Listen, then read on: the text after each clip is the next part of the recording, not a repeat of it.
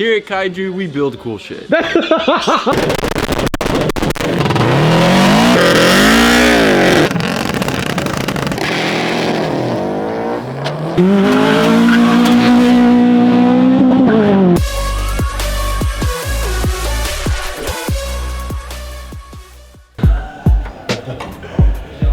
can see myself on this. Do it, please do.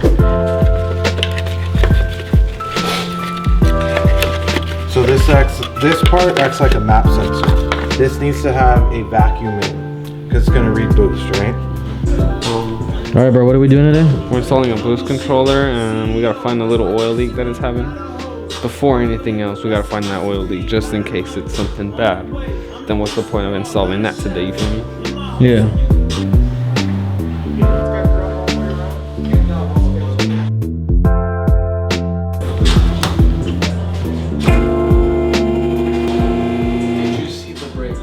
I know, dude.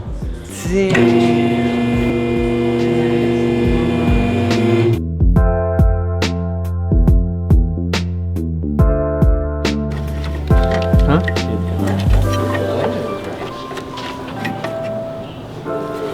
We just right now checked out some oil leaks I had, but it didn't turn out to be oil leaks. It turned out to be power steering leaks. And then now we're gonna install a GReddy boost controller, the Profec.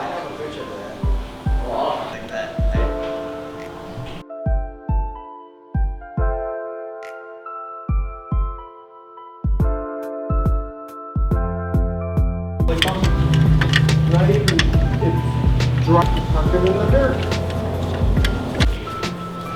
Stop, are you just running the vacuum lines right now? I'm just mounting everything. Good. They went in their mom, aren't they? Laid out. They were cool 5 years ago. Oh, okay. You got one? I don't even know where I want to mount this. It looks ugly everywhere, bro. That's the thing.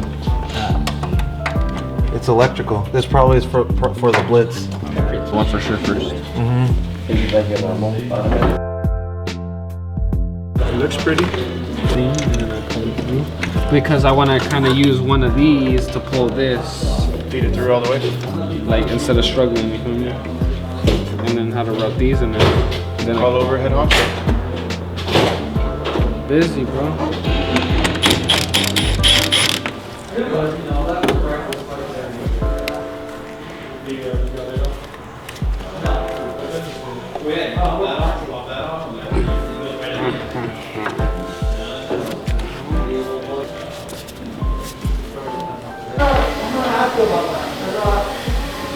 That's what a real Nissan looks like.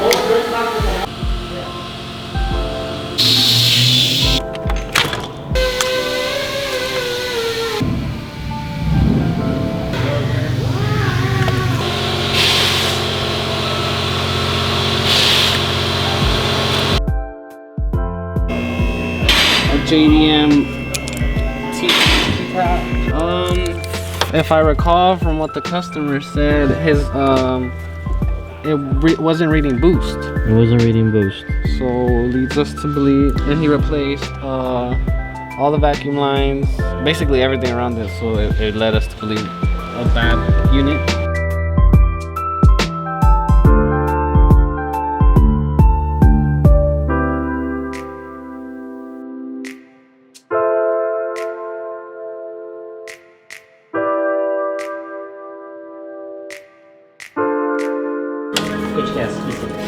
No.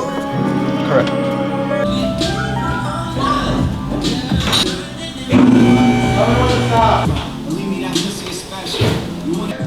Yeah.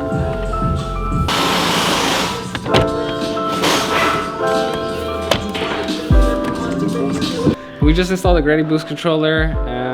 It wasn't too hard. It took like 2.5 hours. It was just time consuming because of the little things you have to do with like routing the wiring through the little grommet, the OEM grommet, just to make it look OEM-ish. Yeah, see you next time.